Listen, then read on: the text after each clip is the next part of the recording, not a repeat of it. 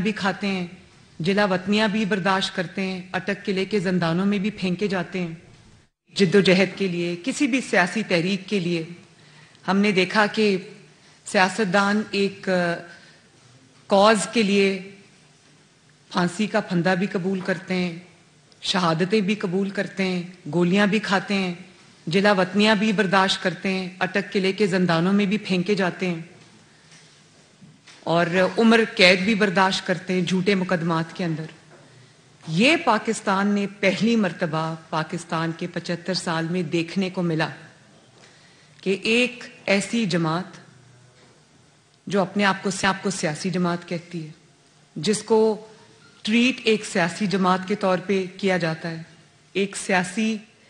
ایک انسان جو اپنے آپ کو سیاسی لیڈر کہتا ہے اور سیاسی جماعتوں سے مقابلہ کرتا ہے، اس نے جو پچھلے 5 دن سے جو حرکتیں شروع کی ہوئی ہیں زمان پاک کے اندر، میں نے پاکستان کی تاریخ میں کبھی یہ نہیں دیکھا۔ جس طرح سے اپنی بچانے کے لیے، اپنے آپ کو گرفتاری سے روکنے کے لیے، قانون کے آگے پیش ہونے سے روکنے کے لیے جس طرح سے انہوں نے ریاست پہ دھاوا بولا، جس طرح سے انہوں نے پاکستان کی سیکیورٹی فورسز پہ، پنجاب کی پولیس پر انہوں نے اٹیک کیا، ریاست پہ اٹیک کیا، اس کے مناظر ہم نے پچھلے 5 دن سے ہم وہ naan stop T V screens کے اوپر دیکھ رہے ہیں۔ اور یہ ریاست کے خلاف کھلے عام بغاوت ہوئی ہے، کھلے عام، اور یہ بغاوت کا اعلان ہوا ہے وہاں سے۔ اس کی جو تفصیل ہے اس میں ہم ابھی جاتے ہیں، لیکن یہ آج سے نہیں ہو رہا، یہ میں آپ کی میموریز کو ریفریش کرنا چاہتی ہوں۔ یہ 2014 سے یہی سب کچھ جو ہے وہ ہو رہا ہے۔ وہ آپ کو یاد ہوگا، یہ وہی لوگ ہیں جنہوں نے شارع دستور کے اوپر قبریں کھودی، کفن پہن کے ریاست کا مذاق اڑایا، سپریم کورٹ کے سامنے گندے کپڑے اپنے ٹانگے، اور جنہوں نے پی ٹی وی پر حملہ کیا، پارلیمنٹ پہ حملہ کیا، پولیس کے نوجوانوں کے، پولیس کے آفیسرز کے سر پھاڑے، ان کی ہڈیاں توڑی۔ وہ آپ کو یاد ہوگا جو officer D S P Junejo تھا، اس کے مناظر آج تک قوم نہیں بھولی، کس طرح ہڈیاں توڑ کے اس کو ہاسپٹل میں داخل کیا گیا، سر توڑے پولیس والوں کے۔ اور پھر یہ گھیراؤ، جلاؤ، سول نافرمانی کی کال، ہنڈی سے پیسہ بھیجو، پرائم منسٹر کو گردن سے گھسیٹ کے آفس سے باہر نکالیں گے، یہ 2014 میں ہوا اور تب سے آج تک ہوتا آ رہا ہے۔ فرق صرف یہ، تب یہ چیزیں چھپی ہوئی تھیں کیونکہ موجود تھے، ہر سیاہ کو سفید کرنے والے موجود تھے، ہر چیز پہ گلاس اوور کرنے والے موجود تھے۔ ایسے شخص کو جب وہ یہ کر رہا تھا، جب وہ گھراؤ جلاؤ کر رہا تھا، جب وہ قوم کو یہ غنڈہ گردی کی ترکیبیں بتا رہا تھا، ایسے میں اس کو جسٹس ثاقب نثار صداقت اور امانت کے سرٹیفکیٹ دے رہا تھا۔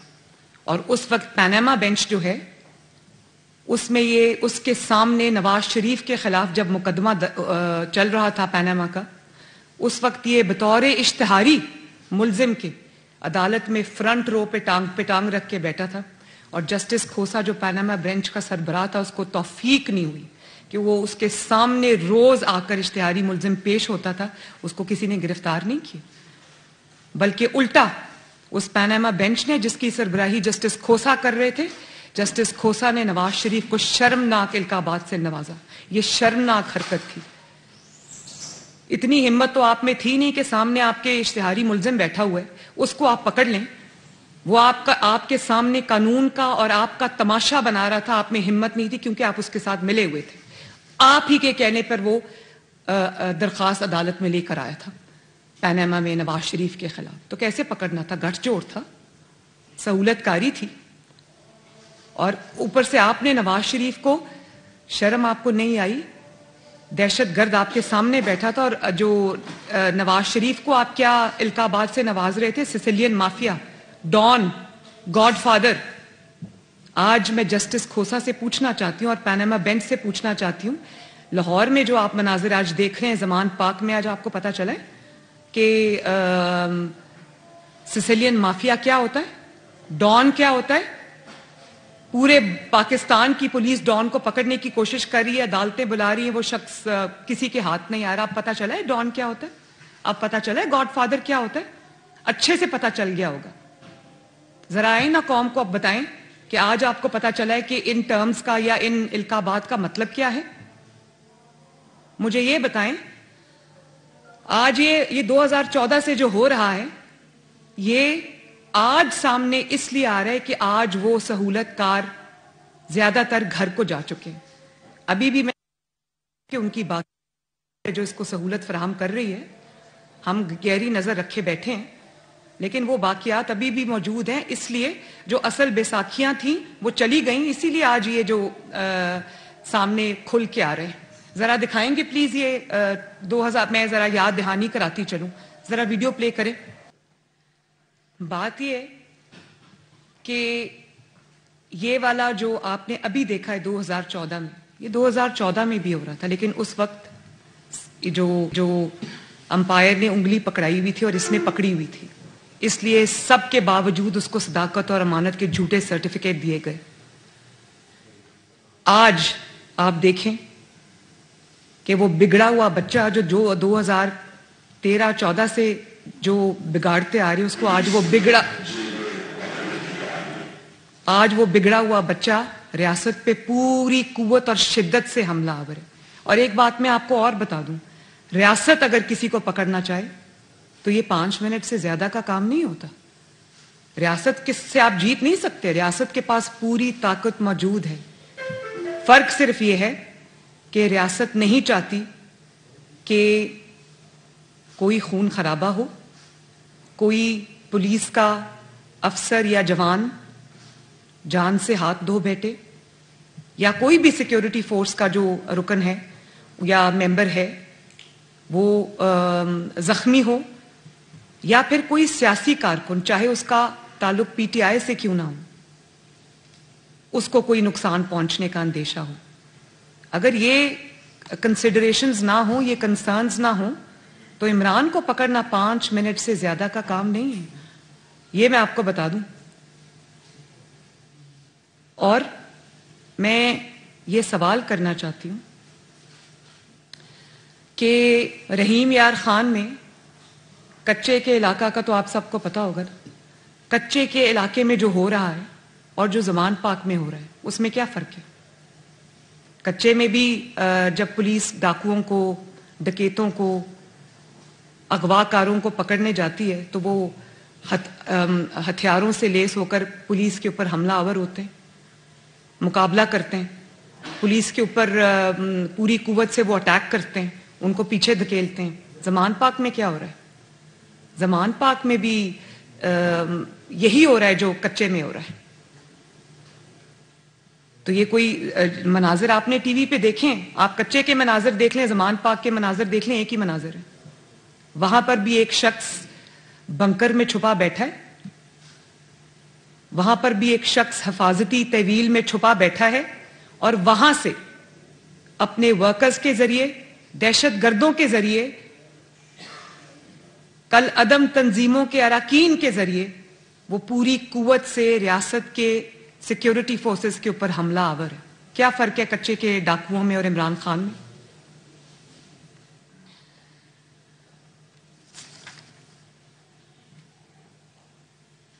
اور آپ یہ دیکھیں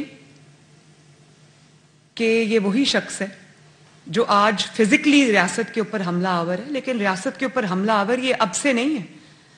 جب 2018 میں اس کی حکومت آئی، اسی طرح کا حملہ اس نے پاکستان کی اکانومی پہ کیا، معیشت پہ کیا، لینڈ مائنز بچھائیں، بارودی سرنگیں بچھائیں، جو آج تک جس کا خمیازہ جو ہے وہ پاکستان بھگت رہا ہے، جس کے اثرات پاکستان میں آج تک ہیں.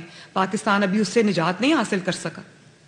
وہی اس نے جب اس کو پتا چلا کہ یہ حکومت سے جا رہا ہے تو وہ سائفر والی سٹوری بنا کے یہ لے آیا، کہانی بنا کے وہ جھوٹ گھڑ کے لے آیا، اور ہر جلسے میں، جلوس میں وہ سائفر والا کاغذ جو تھا وہ لہراتا تھا. اور پاکستان کے تعلقات دوسرے ممالک کے ساتھ مشکل میں ڈال کے، جیپرڈی میں ڈال کر، خراب کر کے، خود یہ ہاتھ جوڑ کے امریکہ سے معافی مانگ کر یہ تعلقات بہتری کے لیے آج کوشش کر رہا ہے۔ اس نے وہاں پر جو لوگ امپلائی کیے ہوئے جن کو یہ پیسے دے رہا ہے ڈالرز کے اندر کہ امریکہ سے میرے تعلقات بہتر کراؤ، پاکستان کے تعلقات دوسرے ممالک سے خراب کر کے یہ پیسے دے کر اپنے معاملات جو ہے وہ ٹھیک کر رہا ہے۔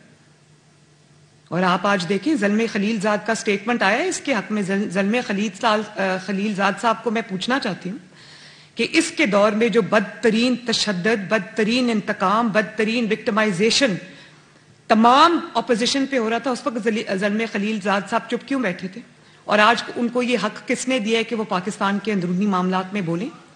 وہ یہ بھی ذرا فرما دیں کہ پوری دنیا کے مہذب ممالک کے اندر جب کوئی شخص قانون کو ایویڈ کرتا ہے، عدالتوں کے احکامات کو پاؤں کے نیچے رونتا ہے، عدالت بلاتی ہے جاتا نہیں ہے، فورس استعمال کرتا ہے، تو اس کے بارے میں دنیا کیا کہتی؟ اس کے ساتھ یہ سلوک ہونا چاہیے جو عمران خان کے ساتھ ہو رہا ہے؟ اس کے بارے میں ان کا کیا کہنا ہے؟ میں یہ سوال کرتی ہوں۔ پاکستانیوں نے اس چیز کا بہت برا بنایا ہے۔ اس وقت وہ کیوں خاموش تھے جب عمران کے 4 سالہ دور میں بدترین تشدد صحافیوں کے ساتھ کیا گیا؟ ان کو سچ بولنے کی پیداش میں پیٹ میں گولیاں ماری گئیں، ہڈیاں توڑی گئیں مار مار کے، گھروں سے اٹھا کر براڈ ڈے لائٹ میں اغوا کیا گیا۔ اس وقت یہ کیوں چپ تھے؟ اور جب جو انٹرنیشنل تنظیمیں ہیں انہوں نے کہا کہ یہ، اور انہوں نے لکھا کہ یہ پریڈیٹرز ہیں، پریڈیٹر کا لفظ استعمال ہوا ان کے لیے، جو ان کے خلاف آواز اٹھاتا تھا چاہے وہ اپوزیشن سے ہو، سیاستدانوں سے ہو یا وہ میڈیا سے ہو، اس کو عبرت کا جو وہ سمبل بناتے تھے یہ لوگ۔ اس وقت یہ کیوں خاموش تھے؟ اور جس طرح سے جن لوگوں کی طرف سے آج اس کے لیے آواز اٹھائی جا رہی ہے، اس میں کوئی شک نہیں ہے، مجھے اب کوئی شک نہیں ہے فارن فنڈنگ کیس کے بعد کہ اس کو پاکستان میں انریسٹ لانے کے لیے، انتشار لانے کے لیے، اینارکی پھیلانے کے لیے، سول انریسٹ پھیلانے کے لیے اس کو لانچ کیا گیا پاکستان میں۔ ورنہ اس کے پلے اور ہے کیا سوائے دہشت گردی کے، غنڈہ گردی کے، پاکستان کی معیشت تباہ کرنے کے، پاکستان کے تعلقات سارے ممالک سے خراب کرنے کے، اس کے پلے اور ہے کیا؟ میں یہ سوال پوچھنا چاہتی ہوں۔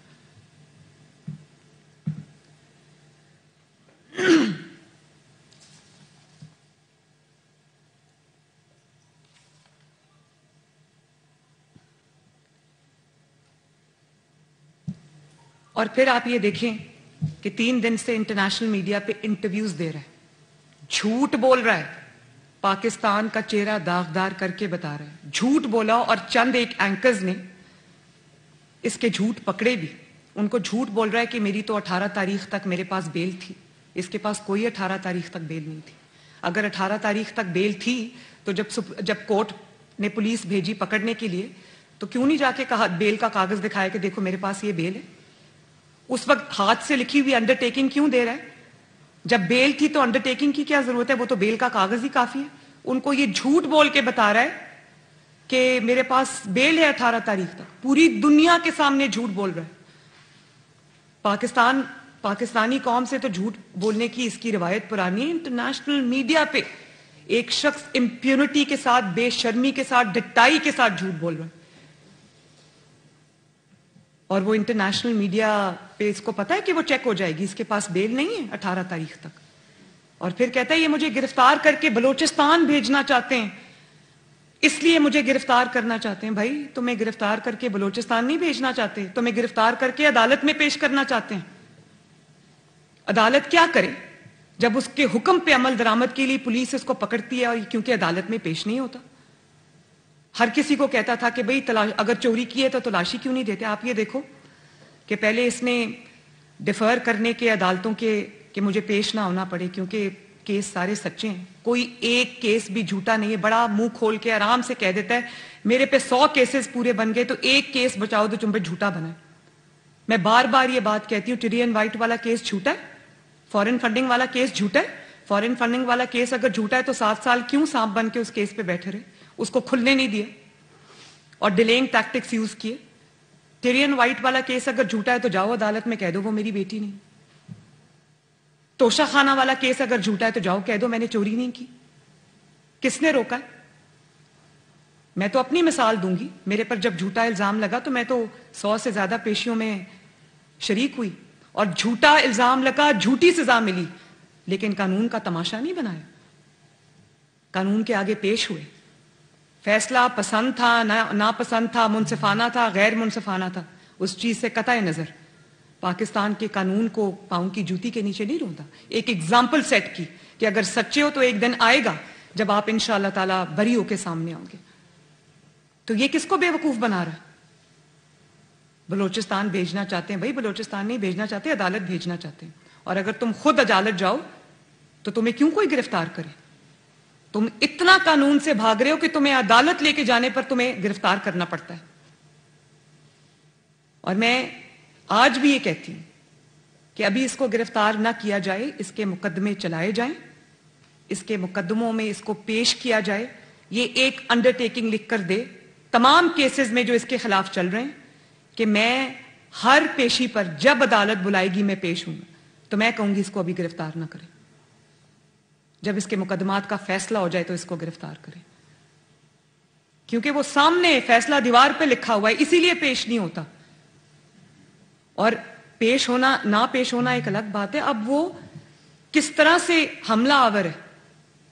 میں تو یہ سوچتی ہوں کہ جو ضرب عزم میں ہم نے مناظر دیکھے تھے, جو رد الفساد میں ہم نے مناظر دیکھے تھے, جب دہشت گرد ہوتے ہیں, کوئی دہشت گردی کا پلاننگ کر رہے ہوتے ہیں, وہ کیا کرتے ہیں؟ وہ غار میں بیٹھ کر, غاروں میں چھپ کر وہ وہاں سے آرڈرز پاس کرتے ہیں. پولیٹیکل تحریکوں میں, جمہوری تحریکوں میں جب کسی مقصد کے لیے کوئی پاکستان کے سیاستدان یا کسی بھی ملک کے سیاستدان جب کوئی تحریک چلانا چاہتے ہیں, جب کوئی کیمپین چلانا چاہتے ہیں, جب کوئی جمہوری تحریک چلتی ہے, تو ہم نے تو یہی دیکھا ہے کہ جو سیاسی لیڈر ہوتا ہے یا جو جماعت کا سربراہ ہوتا ہے وہ فرنٹ سے لیڈ کرتا ہے, وہ سب سے آگے ہوتا ہے, لوگ اس کے پیچھے نکلتے ہیں.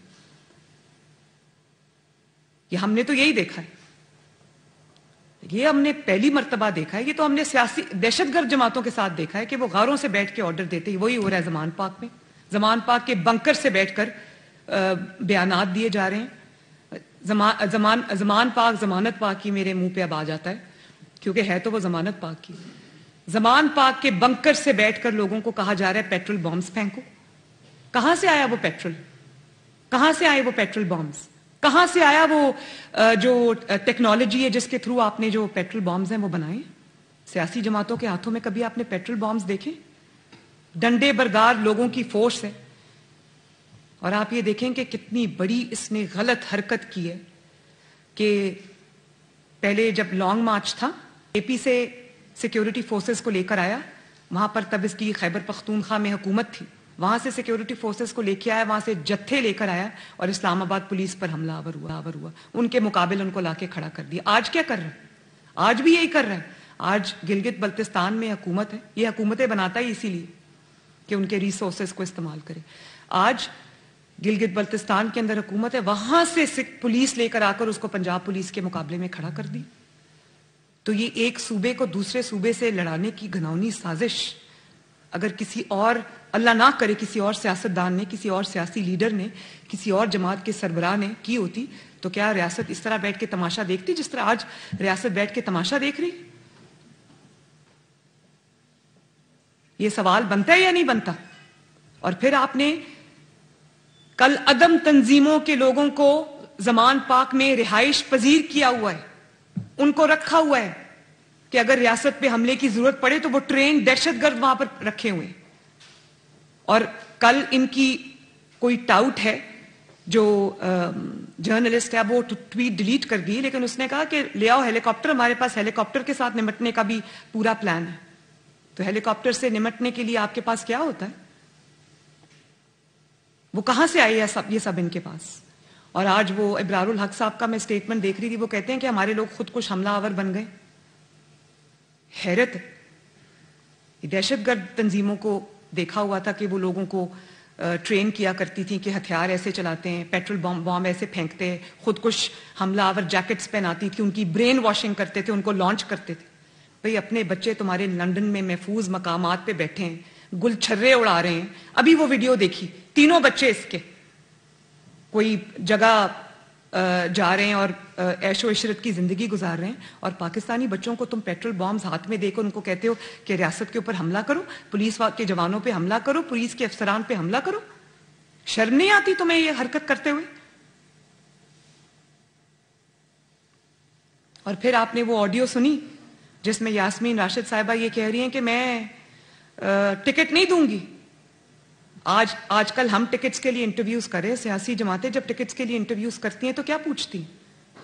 سیاسی جماعتیں جب ٹکٹس کے لیے انٹرویوز کرتی ہیں اپنے کینڈیڈیٹس کے, تو ان کو یہ کہتی ہے کہ بتاؤ آپ نے کتنی خدمت کی, بتاؤ آپ کتنا اویلیبل ہوئے اپنے حلقے کے لوگوں کے لیے, آپ نے وہاں پانی کے لیے, صاف پانی کے لیے کیا کام کیا, سڑکیں کتنی بنوائیں, کتنی خدمت کی, کتنا آپ اپنے فرض اور ذمہ داریاں نبھاتے رہے, تو آپ کو ٹکٹ ملے گا. یہاں کیا پوچھا جا رہا ہے؟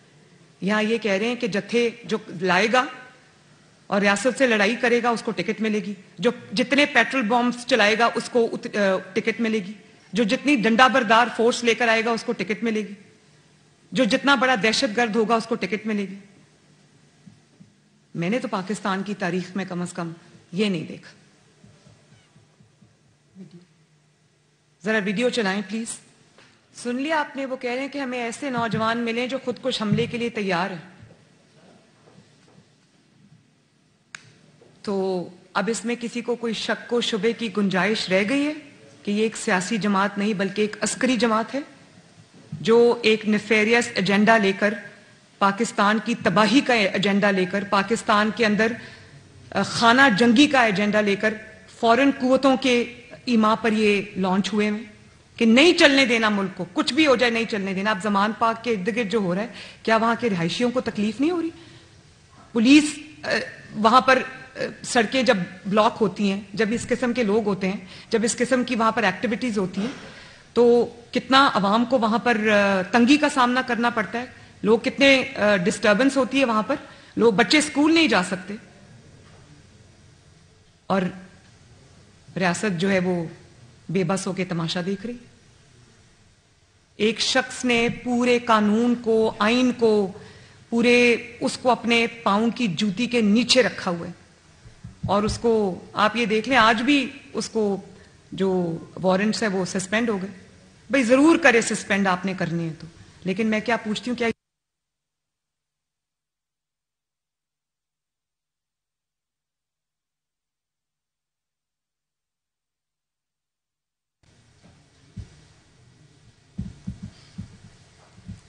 اور آپ یہ دیکھیں کہ جس طرح سے جو خودکش حملہ آور کو برین واش کیا جاتا ہے, جو عسکری تنظیموں کے سربراہ ہوتے ہیں, جو دہشت گرد تنظیموں کے سربراہ ہوتے ہیں, وہ غار میں سے بیٹھ کر اپنے انٹرویوز, اپنی ویڈیوز نامعلوم مقام سے جو ہے وہ عوام تک پہنچاتے ہیں. یہ کیا کر رہے ہیں؟ یہ بھی تو وہی کر رہا ہے. زمان پاک کے بنکر میں کہیں چھپا ہوا ہے اور وہاں سے انٹرویوز بھی دے رہا ہے. عدالت نہیں جانا, پیش نہیں ہونا, انٹرویوز بھی کرنے ہیں, سب کچھ کرنا ہے. اس وقت کرتے ہوئے نہ جان کو کوئی خطرہ ہے نہ کسی اور چیز کا کوئی خطرہ ہے. اور جس طرح جو عسکری جماعتیں ہیں یا جس طرح سے دہشت گرد جماعتیں ہیں وہ اپنے لوگوں کو یہ کہتی ہیں کہ جاؤ خودکش جیکٹ پہنو, خودکش حملہ کرو, جنت کا وعدہ کرتی ہیں, اسی طرح یہ لوگوں کو کہہ رہا ہے جاؤ ریاست پہ حملہ کرو, یہ ٹکٹ کا وعدہ کر رہا ہے. ایک ہی بات ہے, کوئی دو باتیں نہیں ہیں یہ. اور معصوم شہریوں کو استعمال کر رہے ہیں, خواتین کو استعمال کر رہے ہیں, اپنے بچے باہر بٹھائے ہوئے, اپنی خواتین باہر بٹھائی ہوئی اور سڑک پہ نہتے بچوں کو آگے کیا ہوا ہے جنہوں نے ڈنڈے پکڑے ہوئے. کیا یہ میری قوم کا مستقبل ہے؟ کیا یہ میرے نوجوانوں کا مستقبل ہے؟ تو یہ سوال ہیں ایسے جن کے جواب پاکستانی قوم جو ہے وہ مانگ رہی. ٹکٹ لیتے ہوئے یہ پوچھیں گے کتنے نوجوانوں کے, کتنے پولیس والوں کے سر توڑے, کتنی پولیس والوں کی ہڈیاں توڑی. یہ پاکستان کی سیاست کو کیا رخ دیا جا رہا ہے, اور یہ پاکستان کا کیا چہرہ پیش کیا جا رہا ہے, صرف اس لیے کہ ایک شخص اپنے مقدمات سے ڈرتا ہے, ایک شخص انصاف سے ڈرتا ہے, ایک شخص کے ہاتھ جرائم سے رنگے ہوئے ہیں لیکن وہ عدالت میں پیش نہیں ہوتا. بھئی کچھ نہیں کیا تو ہو جاؤ نا پیش, کہہ دو میں نے کچھ نہیں کیا. وہ بھی نہیں کہنا, کیونکہ جھوٹ پہلے پتا ہے کہ جرم کیا ہوا ہے. صرف ایک شخص کی جان بچانے کے لیے قانون سے یہ پورا کا پورا کھیل رچایا جا رہا ہے, اور پوری اسٹیٹ جو ہے وہ ہاسٹیج بنی ہوئی ہے.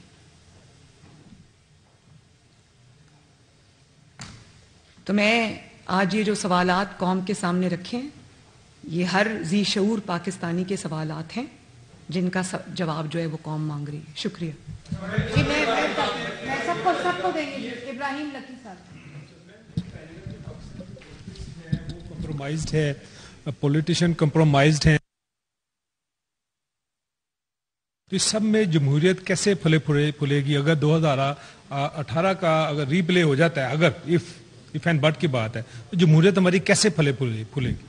یہ جو میں نے ابھی پورا مقدمہ آپ کے سامنے رکھا, جمہوریت کے آگے بڑھنے کا ایک ہی طریقہ ہے کہ غیر جمہوری جو لوگ ہیں, جو کسی ایجنڈا کے تحت لانچ کیے گئے ہیں, ان کا حساب کتاب ہو, ان کا پورا کچا چھٹا عوام کے سامنے لے کر آئیں, اور اگر وہ اکاؤنٹیبلٹی سے بھاگتے ہیں تو ان کو پکڑ کے عدالتوں میں پیش کیا جائے. اور اس میں عدالتوں کو بھی یہ کہوں گی کہ آپ کو انصاف کرنا چاہیے.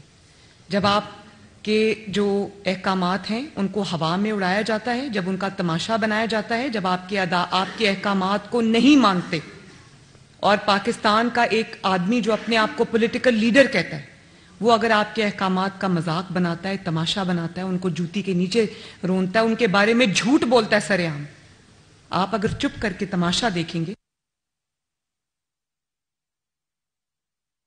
یہ نہیں ہونا چاہیے. جس ملک میں انصاف ہوگا بڑھے گی.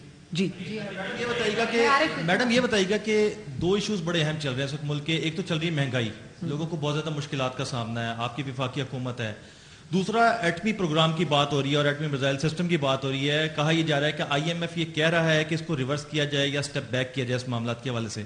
تو یہ اس معاملات کے اوپر آپ کی حکومت کچھ دیکھ رہی ہے کہ اگر ادھر سے کچھ شرائط اس طرح کی آتی ہیں تو کیا اقدامات کرے گی آپ کی حکومت؟ دیکھیں, آپ نے مہنگائی کی بات کی, آپ نے آئی ایم ایف کی بات کی, میں پھر وہی بات کروں گی. جو شخص اس مہنگائی کا ذمہ دار ہے, جو شخص آئی ایم ایف کے ساتھ معاہدے کا ذمہ دار ہے, جو شخص آئی ایم ایف کے ہاتھوں پاکستان کو گروی رکھنے کا ذمہ دار ہے, اس کو پکڑو اور قوم کے سامنے پیش کرو, وہ اپنے جواب خود دے. جہاں تک آپ نے جو بات کی, یہ ایک محب وطن حکومت ہے, کوئی ایسا نہ فیصلہ ہوگا, نہ ہونے دے گی, نہ کوئی ایسی شرط مانے گی جس پہ پاکستان کی سالمیت پہ کوئی آنچ بھی آئے. جی کہیے گا کہ عمران خان وہ شخص ہیں جو پہلے یہ کہا کرتے تھے کہ میں کسی صورت بھی چور ڈاکو اس طرح کے نام لے کے وہ کہا کرتے تھے کہ میں ان کے ساتھ نہیں بیٹھوں گا, لیکن گزشتہ 5-7 دن کے اندر ہم نے یہ دیکھا کہ 2 سے زائد بار عمران خان باقاعدہ طور کے اوپر یہ پیشکش کر چکے ہیں کہ وہ ہر کسی کے ساتھ بیٹھ کر بات کرنے کو تیار ہیں. کیا مسلم لیگ نون عمران خان کے ساتھ بیٹھے گی, یا پی ڈی ایم کی پوری جماعتیں عمران خان کے ساتھ کسی بھی چاہے الیکشن کی تاریخ کا معاملہ ہو یا کوئی اور دیگر معاملات ہوں, ان کے ساتھ مل بیٹھیں گے؟ بڑا اچھا سوال آپ نے کیا. اور بات یہ کہ جس طرح سے ایک حکومت, ایک سٹیٹ, پاکستان کے ادارے ایک کالعدم تنظیم کے ساتھ ڈیل کرتے ہیں, ایک دہشت گرد جماعت کے ساتھ ڈیل کرتے ہیں, بالکل اسی طرح عمران خان کے ساتھ ڈیل کرنا چاہیے. اس کو ایک سیاسی جماعت سمجھنا اور سیاسی جماعت سمجھ کر ڈیل کرنا اب اس ملک کو ختم کرنا پڑے گا. اور دوسری بات جو آپ نے کی نا, وہ یہ بات اس لیے کر رہے ہیں کہ وہ اپنے سارے حربے آزما چکے ہیں, وہ لانگ مارچ کر چکے ہیں, وہ کالز دے چکے ہیں. ابھی آپ نے دیکھا لاہور میں انہوں نے عوام کو کال دی, عوام نہیں نکلی. وہ یہ سب کر کے دیکھ چکے. جیل بھرو تحریک پاکستان کی بلکہ دنیا کی سب سے ناکام جیل بھرو تحریک تھی, دنیا کا سب سے ناکام لانگ مارچ تھا, دنیا کی سب سے ناکام جو ہے ان کی ریلیز تھی. تو اب وہ کیا کرے؟ اس کے بعد وہ حملہ آور بھی ہو گئے, لیکن کب تک وہ یہ دہشت گردی جاری رکھ سکتے ہیں زمان پاک سے؟ میں نے آج بھی بتایا کہ اسٹیٹ اس کو پکڑنا چاہے تو 5 منٹ سے زیادہ کا کام نہیں ہے. اسٹیٹ کی کمزوری یا مجبوری جو ہے وہ نہتے عوام ہے, ان کا خون نہیں چاہتا کوئی بھی, اور یہ ہماری ذمہ داری ہے کہ احسن طریقے سے وہ کام ہو, کسی کو بھی نقصان نہ پہنچے. تو اب سب کچھ کیونکہ فیل ہو چکا ہے تو آج میں حکومت کے ساتھ بیٹھنے کو تیار ہوں. یہ حکومت کو چاہیے کہ بالکل اس طرح اس کے ساتھ ڈیل کرے جس طرح دہشت گردوں کے ساتھ ڈیل کرتی ہے. جی آپ کے پاس ہے, حکومت آپ کے پاس ہے, تو آپ ریاست سے سوال پوچھ رہے ہیں کہ ریاست اتنی بے بس کیوں ہے. ہم آپ سے سوال پوچھنا چاہ رہے ہیں کہ آپ اتنے بے بس کیوں ہیں جبکہ پتہ ہے اطلاعات موجود ہیں کہ زمان پارک میں کل عدم تنظیموں کے شرپسند عناصر موجود ہیں, تو آپ اتنے بے بس کیوں ہیں, کوئی کارروائی کیوں نہیں کر رہی وفاقی حکومت؟ میں نے آپ کو بتایا کہ میں ایک تو میری ذمہ داری پارٹی کی ہے, لیکن بطور شہری میں یہ سوال ریاست سے پوچھ سکتی ہوں, حکومت سے پوچھ سکتی ہوں. میں حکومت کا حصہ نہیں ہوں, میں یہ سوال پوچھ سکتی ہوں.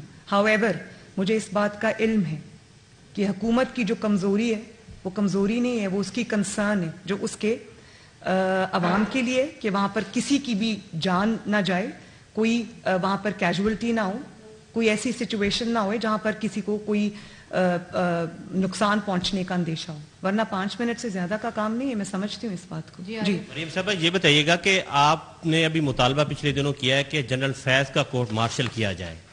جنرل فیض کے کورٹ مارشل پر آپ ایگری ہیں, اور جنرل باجوہ کے کورٹ مارشل پہ آپ کی کیا رائے ہے؟ اور دوسرا یہ بتائیں کہ عمران خان کے حوالے سے بہت ساری جو پبلسٹی کے حوالے سے سروے کروائے گئے ہیں, ان کی 60 سے 70% جو ہے ان کی پاپولیرٹی ہے اس ٹائم, تو آپ لوگ اسے ڈکٹیٹر شو کروا رہے ہیں, پبلک انہیں ڈکٹیٹر ماننے کو تیار نہیں ہے, اس پر کیا کہیں گے؟ 2 سوال آپ نے پوچھے. جہاں تک جنرل باجوہ اور جنرل فیض کا سوال ہے, میں اس کا جواب بہت تفصیل سے یہ دے چکی ہوں کہ انہوں نے جو بھی کیا ہے وہ پوری قوم کے سامنے, اب وہ خود بھی اس کا اعتراف کر چکے ہیں, اور ایک دوسرے پہ الزام لگا رہے ہیں. تو میں یہ اپنے انٹرویو میں کہہ چکی ہوں کہ جو ادارہ ہے وہ اس کی بدنامی کا باعث بنے ہیں, تو ادارے کو چاہیے کہ وہ خود ایسے عناصر اور ایسے لوگ جو ادارے کی اوپر بدنامی کا باعث بنتے ہیں, ان کے لیے سٹگما ہوتے ہیں, ان کو سارٹ آؤٹ کرنے کی ذمہ داری بھی ادارے کی ہے, اور یہ ان کو کرنا چاہیے. اس سے ان کی جو وقار ہے اور ان کی جو عزت ہے اس میں اضافہ ہوگا. دوسری بات جو آپ نے کی, میں خیالی سروس پہ تو نہیں جاتی, لیکن اگر سروس کی اتنی ہی پاپولیرٹی ہے تو آپ مجھے بتائیں کہ آج دہشت گردی پہ کیوں اترنے کی ضرورت پڑ گئی؟ کہاں گئے وہ لوگ جو جیل بھرو تحریک میں بھی نہیں آئے, لانگ مارچ میں بھی نہیں آئے, لاہور کی ریلی میں بھی نہیں آئے, کسی کال پر بھی نہیں آئے, اور ان کو یہ تھریٹن کیا جا رہا ہے کہ لوگ لے کر آؤ ورنہ آپ کو ٹکٹ نہیں ملے گا. تو یہ پاپولر جماعتیں ہوتی ہیں, کہاں ہے پاپولیرٹی؟ وہ تھریٹس کیوں پیش کیے جا رہے ہیں کہ لوگ لاؤ گے تو ہم آپ کو ٹکٹ دیں گے؟ مطلب دیر بائی میننگ کے لوگ نہیں آ رہے, خالی خولی جو اپنی ہی سیٹوں کو جیت جانا, اس میں سے بھی پی ایم ایل این کچھ سیٹیں جیت گئی ہے. تو یہ تو انشاءاللہ تعالی بہت جلد الیکشن ہوں گے تو پتہ چلے گا کہ پاپولر کون ہے, اصل پاپولر کون ہے, لوگ سب سمجھتے ہیں. جی سرویز ہم بھی کرا رہے ہیں, اور بلا وجہ ہم میدان میں اپنی الیکشن کی تیاری کے لیے نہیں اترے ہوئے, ہم سائنٹیفکلی اپنے الیکشن کی تیاری کر رہے ہیں. سروے ہم بھی کرا رہے ہیں, اور اللہ تعالیٰ کے فضل و کرم سے سرویز کے بعد ہمیں پتہ چلا ہے کہ ایکچول پوزیشن کیا ہے, پی ایم ایل این جیتے گی انشاءاللہ. اچھا محترمہ, یہ رہنمائی فرما دیں کہ ماضی کے اندر یہ بات مشاہدے میں آئی ہے کہ شریف فیملی کے خلاف جب بھی کوئی نوٹس, کوئی وارنٹ گرفتاری جاری ہوتے تھے تو وہ جاتی عمرہ کی سیکورٹی بھی وصول نہیں کرتی تھی, وہ وہاں پہ چسپاں کر دیا جاتے تھے. اور آج یہ کیا ضرورت پڑ گئی کہ پوری پنجاب پولیس جو ہے اور رینجر جو ایک سابق وزیر اعظم کے گھر کے اوپر پہنچ گئی ایک وارنٹ گرفتاری لے کے؟ آپ اتنے سمجھدار شخص ہیں, یہ کیا سوال کیا آپ نے؟ آپ دیکھیں کہ اگر نوٹس کبھی وصول نہیں کیا تو وہ 200 پیشیاں نوٹس وصول کیے بغیر ہی ہو گئی. وہ جو قید کاٹی ہے نواز شریف صاحب نے, مریم نواز نے, شہباز شریف نے, حمزہ شہباز شریف نے, آپ شریف فیملی کی پرٹیکولرلی آپ نے بات کی اس لیے میں شریف فیملی کا جواب دے رہی ہوں, وہ نوٹس کیے بغیر ہی ہو گئی. اور یہ جو آپ کہہ رہے ہیں کہ رینجرز آ گئے, پولیس آ گئی, یہ اس لیے آ گئے کہ وہاں پر ایک شخص کو گھسیٹ کے کہا جا رہا ہے عدالت چلو, وہ عدالت نہیں جا رہا, جبکہ جن شریف فیملی کا میں نے نام لیا وہ چاروں عدالتوں میں ہر پیشی پر پیش ہوئے. کسی ایک پیشی پہ نہیں کہا کہ ہم بیمار ہیں, میری بیوی بیمار ہے, میں 72 ایئرز کا ہوں, میں بزرگ ہو گیا ہوں, میری ٹانگ ٹوٹی ہوئی ہے, کسی نے یہ بات نہیں کی. نواز شریف صاحب ایک ہارٹ پیشنٹ ہوتے ہوئے ایکچول سچویشن کے وہ پیش ہوتے رہے. شہباز شریف صاحب کینسر کے مریض ہیں, کمر درد کی تکلیف ہے, پیش ہوتے رہے.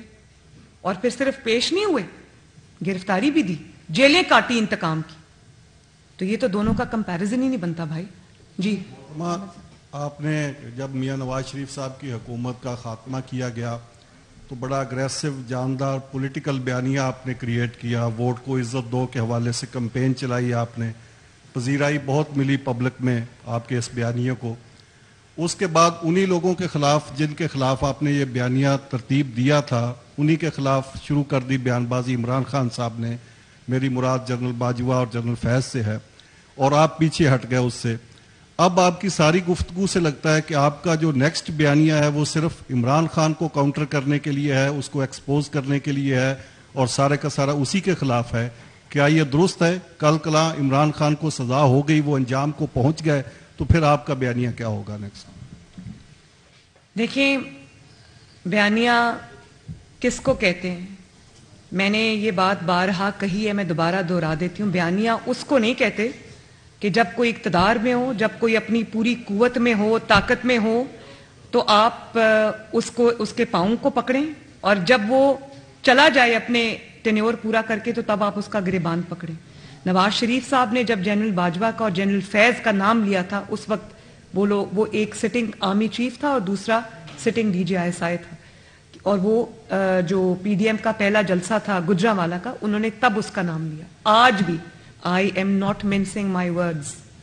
میں ان کا بھی نام لے رہی ہوں، ان کی باقیات کا بھی نام لے رہی ہوں، ان کی تصاویر بھی دکھا رہی ہوں لوگوں کو، جو حقائق ہیں وہ بتا رہی ہوں لوگوں کو. تو ہمارا بیانیہ کوئی سائفر کا بیانیہ نہیں ہے، یا یہ بیانیہ نہیں ہے کہ جب آپ کا چیف ہو اور آپ اقتدار میں ہو تو آپ کہیں کہ جنرل باجوہ جیسا کوئی چیف نہیں تھا، ایسا سپہ سالار تو پاکستان کی 75 سالہ تاریخ میں نہیں آیا. یہ تو ایسے ہیں، انہوں نے میرے لیے اتنی مدد کی، میرے لیے پیسے لے کر آئے باقی ملکوں سے. اور جب جنرل باجوہ چلے گئے اور آپ کا اقتدار چلا گیا تو آپ ان کو کہتے ہیں کہ ان کا کورٹ مارشل ہونا چاہیے. یہ تو بزدل کی نشانی ہے کہ جب آپ کو کسی سے ڈر ہو، کوئی طاقتور ہو، اس وقت آپ اس کے پاؤں پکڑیں، اور جب وہ باہر آ جائے، کمزور ہو جائے، تو تب آپ اس کا گریبان پکڑیں. مسلم لیگ نون نے یہ نہیں کیا. مسلم لیگ نون نے انجام سے بے پرواہ ہو کر سچ بات کی، اور اب آج بھی سچ بات کر رہی ہوں. مجھے ریفیوٹ کر سکتے ہیں تو کریں، اور کل بھی سچ بات کروں گی انشاءاللہ. جی میم، یہ بتائیے گا کہ ہم نے جو مناظر گزشتہ دنوں میں زمان پارک میں دیکھے، بالکل اسی طرح کے مناظر ملتان روڈ پر TLP کے دوران جب ایک ریلی کی کال تھی ان کی بھی دھرنے کی، تو تب بھی اسی طرح کا جو صورتحال تھی وہ دیکھنے کو ملی، پیٹرول بمز اور تشدد پولیس اہلکاروں پر. اس وقت تو ریاست نے TLP کو بین کیا، TLP کے لوگوں کو پکڑا، لیکن یہاں پر آگے ہم دیکھتے ہیں کہ ابھی بھی وہ سافٹ کارنر موجود ہے کہ نہ تو پکڑا گیا ہے، نہ ہی کسی کو ہم دیکھ رہے ہیں کہ کسی پر پابندی لگانے کی ایون کوئی بات بھی نہیں کر رہا. پیٹرول بمز بھی وہی ہیں، پولیس والے بھی وہی مار کھا رہے ہیں، لیکن ریاست یہاں پر بیک فٹ پر نظر آئی ہے. اس کی کیا وجہ ہے؟ اور دوسرا میرا کوشچن آپ سے یہ ہے کہ مہنگائی بہت بڑا مسئلہ ہے. کیا مسلم لیگ نون کی قیادت کو اس وقت جو گورنمنٹ میں بھی ہے ان کو مشورہ دیتے ہیں کہ اس کے لیے کوئی اس طرح کا میکنزم بنائیں، کم از کم مہنگائی کو بھی کم کیا جا سکے؟ دیکھیں، جو پہلی آپ نے بات کی اس میں جو بھی آپ کہتے ہیں کہ ریاست بیک فٹ پہ نظر آتی ہے، ریاست بیک فٹ پہ صرف اس لیے ہوتی ہے کہ ریاست خون خرابہ نہیں چاہتی. ریاست کسی بھی شہری کی جان کی قدر کرتی ہے، اس کی حفاظت ریاست کی ذمہ داری ہے. اگر عمران کو احساس نہیں ہے، اگر وہ ماؤں کے بیٹوں کو استعمال کر رہے ہیں، ان کی شہادتوں کو استعمال کر رہے ہیں، ان کے بچوں کو استعمال کر رہے ہیں، اور خواتین کو استعمال کر رہے ہیں، جتھے لا کر حملہ آور ہے، تو ریاست کو تو سب کا خیال کرنا ہے نا. ہاں، یہ ضرور ہے کہ اب ریاست کو اداروں کے ساتھ سر جوڑ کے بیٹھنا ہوگا، اور اس کے اوپر سے سیاسی جماعت کا لیبل جو ہے وہ ہٹانا ہوگا. اس کو ایک کالعدم جماعت کے طور پہ ڈیل کیا جانا چاہیے، اس کو ایک عسکری سیاسی جماعت کے طور پہ ڈیل کیا جانا چاہیے، اور اس کو ایک دہشت گرد جماعت کے طور پہ ڈیل کیا جانا چاہیے. اور اگر یہ نہیں ہوتا تو مجھے یہ بہت بڑا سوال جو ہے وہ اس حکومت پہ کھڑا ہوگا. دوسری بات آپ نے کیا کی؟ مہنگائی کی. مجھے حکومت کو مشورہ دینے کی ضرورت نہیں ہے، کیونکہ میں یہ جانتی ہوں کہ شہباز شریف صاحب ہوں یا اسحاق ڈار صاحب ہوں، وہ دن رات ان کا پہلا کنسرن ہی یہی ہے، اور ان کے ایجنڈا پہ سب سے نمبر 1 آئٹم ہوتا ہے کہ مہنگائی کو کس طرح کنٹرول کیا جائے، IMF کے ساتھ کس طرح سے ڈیل کیا جائے اس طریقے سے کہ عوام پہ زیادہ بوجھ بھی مزید نہ پڑے. اور دیکھیں، ہم لوگ پولیٹیکل پارٹی ہے، ہمارا اپنا پولیٹیکل کیپٹل ہے، ہمیں احساس ہے اس چیز کا. اس عوام کے جو اوپر جو مشکلات آئی ہوئی ہیں اس کے ساتھ ساتھ ہمیں اب الیکشن میں بھی جانا ہے, تو ہمیں احساس ہے اس چیز کا. مجھے علم ہے اس چیز کا کہ شہباز شریف صاحب 6 بجے اٹھ کر جو ہے وہ اپنا کام شروع کرتے ہیں, رات کو 12 بجے تک وہ کام کرتے ہیں, اور یہ ان کے پہلے ایجنڈا کے اوپر پہلے نمبر پہ ہے چیز. جی میڈم, کل عمران خان صاحب نے میڈیا ٹاک کی اور انہوں نے کہا کہ موجودہ جو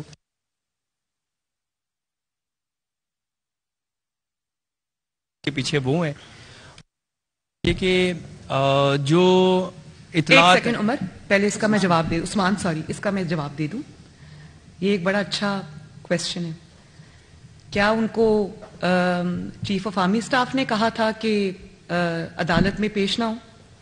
کیا چیف آف آرمی سٹاف نے کہا تھا کہ گھر کے بنکر میں چھپ کے بیٹھ جائیں اور جب عدالت بلائے تو کہہ دیں میری ٹانگ ٹوٹی ہوئی؟ کیا چیف آف آرمی سٹاف نے ان کو کہا تھا کہ پچھلے 5 مہینے سے ٹانگ پہ پلاسٹر چڑھا کے بیٹھ جائیں؟ کیا انہوں نے چیف آف آرمی سٹاف نے ان کو کہا تھا کہ آپ جو ہے وہ عدالت جب بلائے تو کہہ دیں میری جان کو خطرہ ہے؟ بھئی یہ بات کوئی پولیٹیکل وکٹمائزیشن نہیں ہے, 1 پوائنٹ ایجنڈا. عدالت بلا رہی ہے, پیش ہو جاؤ, تمہیں کوئی گرفتار نہیں کرے گا. تو کیا یہ بزدلی کا جو آئیڈیا تھا یہ ان کو چیف آف آرمی سٹاف نے دیا تھا؟ بات یہ ہے کہ جب آپ کے پاس اپنا جواب نہیں ہے, جب آپ کے اپنے جرائم سے ہاتھ رنگے ہوئے ہیں, جب آپ کا قصور اپنا ہے, تو اس کے لیے آپ جتنے مرضی اسکیپ گوڈز ڈھونڈ لیں, اس کا کوئی فرق نہیں پڑتا. جی جو اطلاعات ہیں جو بتائی بھی گئی حساس اداروں کی جانب سے کہ وہاں پر دہشت گرد آئے ہوئے ہیں جن کا تعلق جمرود سے کوئی علاقہ بتایا جا رہا ہے, ان کا نام بسم اللہ بھی بتایا جا رہا ہے, کہ وہ 300 لوگ لے کر وہاں پہنچے ہیں. پوری ریاست نے ہم نے دیکھا کہ یہاں پر قانون نافذ کرنے والے اداروں نے شہادتیں دی دہشت گردی کے خلاف آپریشن میں.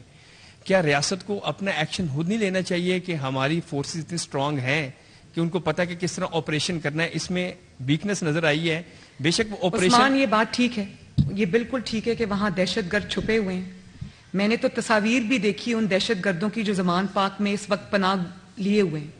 لیکن دیکھیں ریاست کی پھر مجبوری, وہاں صرف دہشت گرد اور جتھے والے لوگ نہیں, وہاں پر کچھ معصوم پولیٹیکل ورکرز بھی ہیں جن کو گمراہ کر کے لایا گیا ہے وہاں پر, وہ بھی وہاں پہ ٹریپڈ ہے.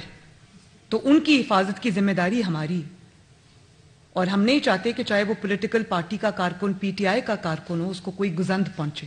وہ معصوم لوگ ہیں, وہ استعمال ہو رہے ہیں. ایک چور کی چوری بچانے کے لیے, اس کی بزدلی پر پردہ ڈالنے کے لیے وہ لوگ استعمال ہو رہے ہیں. اور شرم آنی چاہیے ایسے سیاسی لیڈر کو جو اپنے آپ کو سیاسی لیڈر کہتا ہے کہ اس نے مار کھانے کے لیے لوگوں کے بچوں کو, ماؤں کے بیٹوں کو اور خواتین کو, گھر کی خواتین کو آگے کیا ہوا ہے, خود وہ چھپ کے بیٹھے. اتنی ناموشی کی بات ہے کہ میں نے تو پہلے کہا تھا کہ اگر میرا لیڈر ایسا ہو یا میرا والد ایسا ہو, میں تو شرم کے مارے کسی کو منہ بھی نہ دکھا سکوں. یہ ایک نئی روایت ہم نے سیاست میں دیکھی, اور کتنی یہ شرم کی بات ہے. پولیٹیکل لیڈرز تو سامنے سے لیڈ کرتے, گھروں میں چھپ کے تو نہیں بیٹھتے. لوگوں کو کہا گرفتاری کرو, جیل بھرو, خود بیلیں بھرتے رہے اپنی. تو لوگوں کے بچوں, ماؤں کے بچے فالتو آئے ہوئے ہیں, ماؤں کی گودیں جو اجڑی, وہ جو ذل شاہ ہے اس کی ماں سے پوچھو نا آج, اور پوچھو کہ تمہارا بیٹا کیوں شہید ہوا ہے. وہ ایک چور کی چوری بچانے کے لیے لوگوں کے بچوں کو استعمال کر رہے ہیں, پھر ان کی موت کو بھی استعمال کرتے, ان کی شہادت کو بھی استعمال کرتے. شرم آنی چاہیے. جی آپ کی تمام سپیچز جو ہم سنتے ہیں وہ عمران خان سے لے کے شروع ہوتی ہے اور اسی پہ ختم ہوتی ہے. عمران خان کو سنتے ہیں تو ان کی جو جتنی سپیچز ہوتی ہے وہ حکومت کے اگینسٹ ہوتی ہے, پی ایم ایل این کے اگینسٹ ہوتی ہے. تو یہ تاثر نہیں دیا جا رہا کہ یہ دو پولیٹیکل پارٹیز کی ایگوز کی وجہ سے عوام جو ہے وہ پس رہی ہے؟ بیٹا میری کوئی ایگو نہیں, اور میں آپ کو یہ بہت بار یہ کہہ چکی ہوں کہ اگر میرے بس میں ہوتا تو میں کبھی عمران کا نام بھی نہ لیتی. یہ اتنا, میں کیا کہوں کہ یہ اتنا اس قسم کا انسان ہے کہ مجھے اس کے خلاف بات کرتے وقت اپنے لیول سے نیچے آنا پڑتا ہے. لیکن جب پاکستان کی جو ہر بیماری ہے اس کی جڑ عمران خان ہے. پاکستان کو کوئی آج ایکسٹرنل تھریٹ نہیں ہے, پاکستان کو انٹرنل تھریٹ ہے. پاکستان کو انسٹیبلٹی کا تھریٹ ہے. انسٹیبلٹی بریڈنگ گراؤنڈ ہوتی ہے ہر اس پرابلم کے لیے جو آج پاکستان فیس کر رہا ہے. تو اس پرابلم کے سارے تانے بانے جب عمران سے ملتے ہوں, معیشت کی تباہی کا وہ ذمہ دار ہے, آئی ایم ایف کی ڈیل کا وہ ذمہ دار ہے, لا قانونیت کا وہ ذمہ دار ہے, توشہ خانہ چوری کا وہ ذمہ دار ہے, فورن فنڈنگ پاکستان میں لا کر غیر قانونی طور پہ اس کو پاکستان کی ڈی سٹیبلائزیشن کے لیے خرچ کرنے کا وہ ذمہ دار ہے. آج جو یہ سچویشن ہے, جو ایک اینارکی ہے, سول انریسٹ ہے, اس کا ذمہ دار کون ہے؟ ذمہ دار ایک ہی ہے, اسی کا نام لینا پڑتا ہے. لیکن آئی ایگری ود یو, مجھے تکلیف ہوتی ہے جب مجھے اس کا نام لینا پڑتا ہے. یہ ایگوز کی جنگ نہیں ہے, یہ سچ اور جھوٹ کی جنگ ہے. میرا فرض ہے بطور پاکستانی, بطور ایک جماعت کی رکن کے, کہ میں جو سچ ہے وہ قوم کو بتاؤں. جی مریم نواز صاحبہ, یہ فرمائیے گا کہ پی ٹی آئی کے جن لوگوں نے پنجاب اسمبلی میں فلور کراسنگ کی اور مسلم لیگ نون کو سپورٹ کیا, مسلم لیگ نون اب عام انتخابات میں ان کو ٹکٹس دے گی؟ کیونکہ ماضی میں ضمنی انتخابات میں مسلم لیگ نون یہ تجربہ کر چکی ہے کہ انہی لوگوں کو ٹکٹس دے کے وہ ہار چکے ہیں. کیا دوبارہ یہ تحریر دوبارہ دہرایا جائے گا؟ دوسرا یہ فرمائیے گا کہ اطلاعات ہیں کہ نواز شریف صاحب پاکستان نہیں آ رہے. اگر پاکستان نواز شریف صاحب نہیں آتے تو مسلم لیگ نون ان کے بغیر الیکشن میں جائے گی اور اپنا مطلوبہ رزلٹ حاصل کر سکے گی؟ آپ کی جو دوسرے سوال کا جواب میں پہلے دے دوں, آپ کی اطلاع درست نہیں ہے. نواز شریف صاحب بہت جلد پاکستان آئیں گے اور اپنی الیکشن کیمپین کو وہ انشاءاللہ تعالی لیڈ کریں گے. جو پہلا سوال آپ نے کیا وہ یہ ہے کہ دیکھیں, بات یہ ہے کہ کائنڈلی کراس ٹاک نہ کریں. بات یہ ہے کہ مسلم لیگ نون اور میں, کیونکہ میں اب جو کینڈیڈیٹس ہیں ان کی شارٹ لسٹنگ بھی کر رہی ہوں, میں پورے پنجاب کا دورہ کر کے آئی ہوں, سب ڈویژنز کا دورہ کر کے آئی ہوں سوائے ڈی جی خان ڈویژن کے. تو میں نے بہت محنت کی ہے اس کے اوپر. میجورٹی بلکہ 95% ہمارے کینڈیڈیٹ صرف وہ ہیں جو مسلم لیگ نون میں کئی دہائیوں سے موجود ہیں یا خاندانی طور پہ مسلم لیگ نون ہیں, جنہوں نے اپنا خون پسینہ مسلم لیگ نون کو دیا ہے. میری ترجیح تو وہ ہے. لیکن جو سیٹ پہ ہر سیٹ وائز جو جب فیصلے ہوں گے تو اس میں صرف اور صرف میرٹ کو سامنے رکھا جائے گا. Thank you. ایک منٹ جی, ایک منٹ, آپ سوال کریں. مائک جن یہ بتائیے گا کہ آپ نے کہا کہ عمران خان نے, یعنی انہوں نے, ایک شخص نے جو ہے وہ قانون کو پاؤں کے نیچے رکھا ہوا ہے اور ریاست تماشا دیکھتی رہی, یعنی کہ آپ اس میں جو ریاست سے شکوہ کر رہی ہیں, یہ ریاست سے مراد کیا ہے؟ اسٹیبلشمنٹ ہے؟ اور اگر اسٹیبلشمنٹ ہے تو کیا آپ اس شکوے کے تحت ان کو انوالومنٹ کی دعوت نہیں دے رہی؟ اور دوسرا یہ کہ اگر اس لاجک کو مان لیا جائے کہ پی ٹی آئی, آپ نے ساری ریاست کو کیسے صرف اسٹیبلشمنٹ کا کہہ دیا؟ جب میں ریاست کی بات کرتی ہوں تو میں حکومتوں کی بات کرتی ہوں, ساتھ میں عدلیہ کی بھی بات کرتی ہوں, میں سب کی بات کرتی ہوں جو سٹیک ہولڈرز ہیں, ڈیسیجن میکرز ہیں.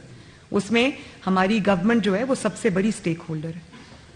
دوسرا یہ کہ تو ریاست سب کا نام ہے. جی دوسرا یہ کہ اچھا, آپ کا ان کا سوال رہ گیا, سوری. ایک منٹ جی, جی. دوسرا میرا یہ ہے کہ اگر اس لاجک کو تسلیم کر لیا جائے کہ جی پی ٹی آئی اپنی ہی جیتی ہوئی سیٹوں پر جیتی ہے ضمنی انتخابات میں, اگر اس دلیل کو مان لیا جائے تو وہ 2018 میں 100 سے زائد سیٹوں پر جیتی تھی, تو آئندہ الیکشن میں اگر اپنی ہی سیٹوں پر وہ دوبارہ جیت جاتی ہے تو اکثریت میں تو پھر پی ٹی آئی آ جاتی ہے. تو اس دلیل کو ہم اسی طرح مان لیں. بات یہ ہے کہ 2018 میں ان کو جتایا گیا تھا, وہ جیتے نہیں تھے, اور بہت ساری سیٹس ایسی ہیں جہاں پر جوڑ توڑ ہوئی پوری آپ کے سامنے, پوری دنیا کے سامنے. مسلم لیگ نون کے, آپ کو یاد ہے وہ جو کہہ رہے تھے محکمہ زراعت اور تھپڑ کا نشان بھی دکھا رہے تھے, وہ ہمارے کینڈیڈیٹ تھے. ان کو کہا گیا کہ ٹکٹ واپس کر دو, انہوں نے کہا کہ نہیں. ان کو کہا انڈیپینڈنٹ کھڑے ہو جاؤ, انہوں نے کہا نہیں. ان کو ان کے انکار پہ ان کو مارا گیا, اور وہ بیچارے ڈر گئے. تو انہوں نے نام لینے کی بجائے, جنرل فیض کا نام لینے کی بجائے انہوں نے کہا محکمہ زراعت سے لوگ آئے تھے. انہوں نے مجھے یہ کہا, تو تب سے ان کا نام جنرل فیض کا دوسرا نام محکمہ زراعت بھی پڑ گیا تھا. اور پھر آپ یہ دیکھیں کہ اس وقت جو جماعت کو لیڈ کر رہے تھے نواز شریف صاحب, ان کو الیکشن سے چند دن پہلے جیل میں پھینک دیا گیا. ان کی پوری جماعت کے, اور یہ جو چیف جسٹس صاحب ہیں ثاقب نثار صاحب, جن کو آج بہت تکلیف ہوتی ہے, انہوں نے پی ٹی آئی کے لوگوں کی, شیخ رشید صاحب کی کیمپین چلائی, حنیف عباسی صاحب کو آخری دن اٹھا کر میدان سے باہر کیا. سب وننگ کینڈیڈیٹس تھے, جس کو جیل ہوئی, جو نااہل ہوا, جس سے پارٹی ٹکٹ لی گئی, وہ سب پی ایم ایل این کے وننگ کینڈیڈیٹس تھے. ایک وننگ کینڈیڈیٹ کو اٹھا کے سارٹ آؤٹ کیا گیا. تو آج وہ ماشاءاللہ واپس آ گئے ہیں. یہ دیکھیں طلال چودھری آپ کے سامنے بیٹھے, ان کو ڈسکوالیفائی کیا, وننگ کینڈیڈیٹ. تو آج انشاءاللہ جب لیول پلینگ فیلڈ ہوگی تو آپ دیکھیں گے مسلم لیگ نون جیتے گی انشاءاللہ. قانون میں یہ بات واضح ہے کہ کوئی بھی عسکریت پسند جماعت یا دہشت گرد جماعت الیکشنز میں حصہ نہیں لے سکتی، پارلیمانی جمہوریت کا حصہ نہیں بن سکتی. بطور چیف آرگنائزر مسلم لیگ نون یا سینئر وائس پریزیڈنٹ کیا آپ پاکستان تحریک انصاف کو عسکری یا کالعدم تنظیم قرار دلوانے کے لیے الیکشن کمیشن یا متعلقہ فورم پہ رجوع کریں گی، یا صرف یہ ایک سیاسی بیانیہ ہوگا آپ کا؟ نہیں، میرا سیاسی بیانیہ نہیں ہے. دوسرا سوال بعد میں. میرا بالکل سیاسی بیانیہ نہیں ہے. قوم کے سامنے حقائق ہیں اور میں سمجھتی ہوں کہ کسی کو صرف اس لیے اسکیپ نہیں دینا چاہیے کہ کسی نے سیاسی ہونے کا لبادہ اڑا ہوا ہے. ان کے نقاب ان کے منہ سے کھینچنے چاہیے، ان کے بھیانک چہرے عوام کو نظر آنے چاہیے. اور ٹھیک ہے، اگر آپ نے عسکریت پسند بن کے آنا ہے، آپ نے دہشت گرد جماعت بن، تو پھر آپ کو دہشت گرد جماعت بن کے آنا ہوگا. پھر آپ کو پولیٹیکل پارٹیز کا گاب اویلیبل نہیں ہوگا، اس کا فساد اویلیبل نہیں ہوگا، نہ ہونا چاہیے. میری صرف اتنی سی بات ہے. اچھا میڈم، اور پھر جو ٹریٹمنٹ آپ دیتے ہیں سیاسی جماعتوں کو، وہ پھر آپ کو دہشت گردوں کو وہ نہیں دینا چاہیے. پھر آپ کو تفریق کرنا پڑے گی. اچھا میڈم بتائیے گا، عورت ہو کے آپ جو ہے وہ آپ عدالتوں میں بھی جاتی رہی، آپ جیل بھی گئیں، اور عمران خان جو ہے وہ مرد ہو کے وہ صرف ابھی تک جو ہے وہ صرف عدالت میں نہیں جا رہے، گرفتاری یا جیل میں جانے کی تو بہت دور کی بات ہے. آپ اس کمپیریزن کو کس طرح دیکھ رہی ہیں؟ میں اس کمپیریزن کو جو شیر اور گیدڑ کے ایک طرف آپ شیر رکھ لیں، ایک طرف آپ گیدڑ رکھ لیں، تو آپ دیکھ لیں. آپ نے میری بات کی. جو گرفتاری سے ڈر جائے، جو اپنے نہتے کارکنوں کو مروانے کے لیے آگے چھوڑ دے، خود باتھ روم میں چھپ جائے یا چارپائی کے نیچے چھپ جائے، اس کو کیا کہتے ہیں؟ اس کو پولیٹیکل لیڈر نہیں کہتے. پولیٹیکل لیڈر تو ہنستے ہنستے پھانسی کے پھندے پہ جھول جاتے ہیں، ہنستے ہنستے شہادت قبول کر لیتے ہیں، ہنستے ہنستے ڈسکوالیفائی ہو جاتے ہیں، ہنستے ہنستے زندانوں میں وقت گزار کے آ جاتے ہیں. یہ ہوتے ہیں پولیٹیکل لیڈرز، جو یہ نہیں کر سکتے، جن کی گرفتاری کے نام سے جان جاتی ہے، ان کی نیندیں اڑ جاتی ہیں، تو اس کو لیڈر نہیں گیدڑ کہتے ہیں. سب سے پہلا سوال تو یہ ہے کہ عمران خان جو ہے وہ اس کا سب سے بڑا الزام جو ہے پاکستان مسلم لیگ نون اور حکومتی جماعت پر یہ ہے کہ حکومتی جماعت نہیں چاہ رہی کہ الیکشن ہو. ایک طرف الیکشن ڈیٹ جو ہے وہ دے دی گئی ہے، تو کیا الیکشن ہو رہے ہیں، ہونے جا رہے ہیں؟ دیکھیں، میں نے آپ کو یہ پہلے بھی بہت بار اپنی تقاریر میں یہ بتا دیا ہے کہ میں مسلم لیگ نون اگر الیکشن نہیں چاہتی تو مسلم لیگ نون کس چیز کی درخواستیں مانگ رہی ہے؟ مسلم لیگ نون اپنے ڈویژنز کے دورے کیوں کمپلیٹ کر چکی ہے؟ مسلم لیگ نون اپنے کینڈیڈیٹس کی لسٹ کیوں کمپائل کر رہی ہے؟ آج پارلیمنٹری بورڈز بھی اناؤنس ہو گئے. تو مسلم لیگ نون اگر الیکشن سے دوڑ رہی ہو تو مسلم لیگ نون ایک واحد جماعت ہے جس نے میدان میں اتر کر اپنی تیاری شروع کر دی ہے. مسلم لیگ نون چارپائی کے نیچے نہیں چھپی ہوئی. مسلم لیگ نون اپنے گھر سے ریاست پہ حملے نہیں کرا رہی. مسلم لیگ میدان میں الیکشن کی تیاری کر رہی ہے. اور یہ بھی میں بتا دوں، انشاءاللہ تعالی نہ صرف ہم یہ الیکشن لڑیں گے بلکہ جیتیں گے. دوبارہ دب سے کہہ رہی ہوں. بس آخری جی، پاناما کیس کی بات کی، سیسلین مافیا گاڈ فادر کہا گیا، نہیں کہنا چاہیے، عدالت کے فیصلے بولتے ہیں.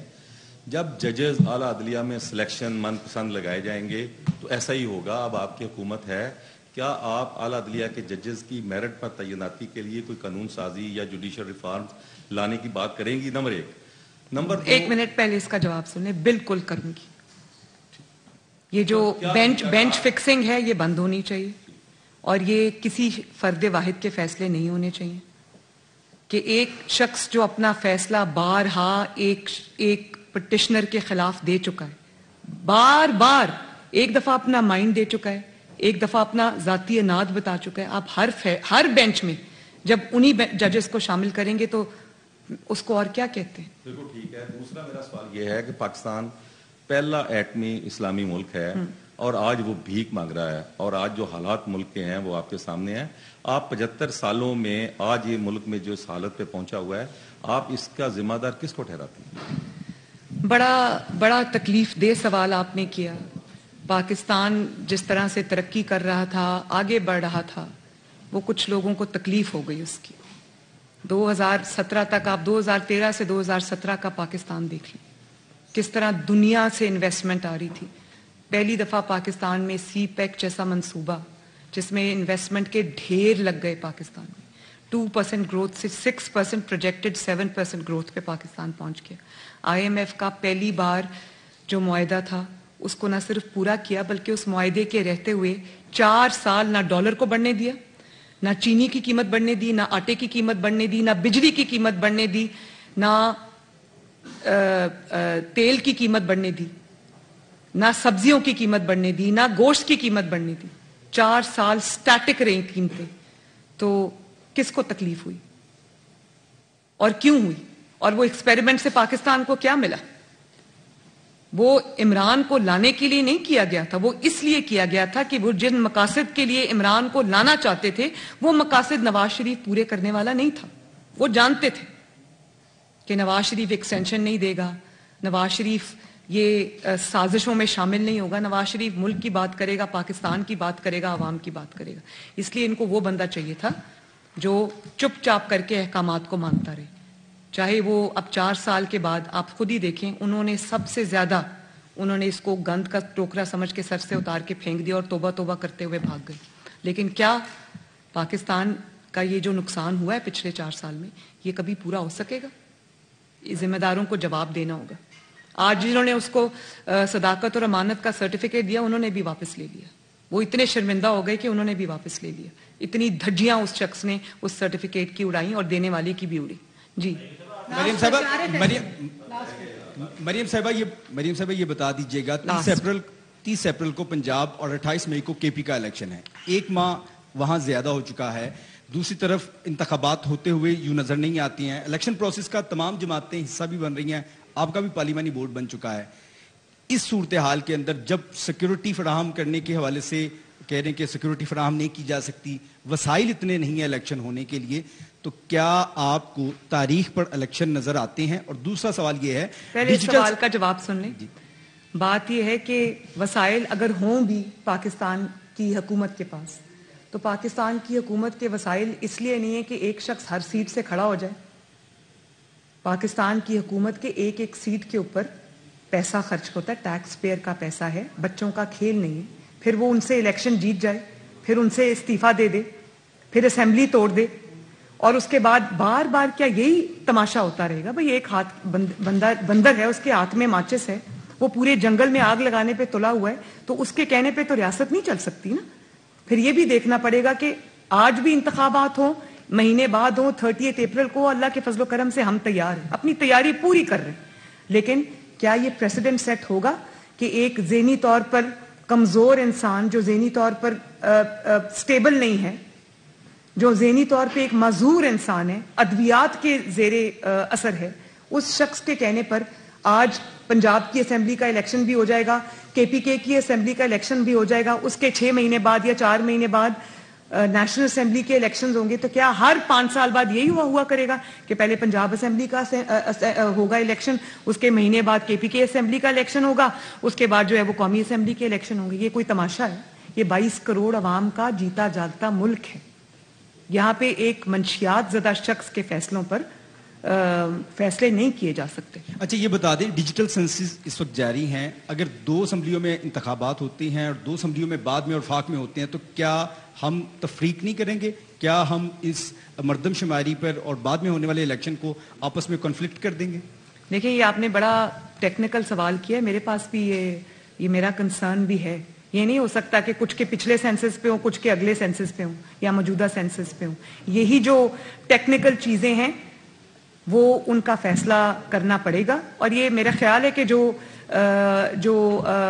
کنسرنڈ ادارے ہیں وہ سب یہ چیزیں ضرور کنسیڈر کر رہے ہوں گے. بہرحال میں ریپیٹ کرنا چاہتی ہوں, الیکشن اپریل میں ہو, مئی میں ہو, جون میں ہو, یا اکتوبر نومبر میں ہو, انشاءاللہ تعالیٰ پی ایم ایل این پورا مقابلہ کرنے کے لیے تیار ہے. بہت بہت شکریہ.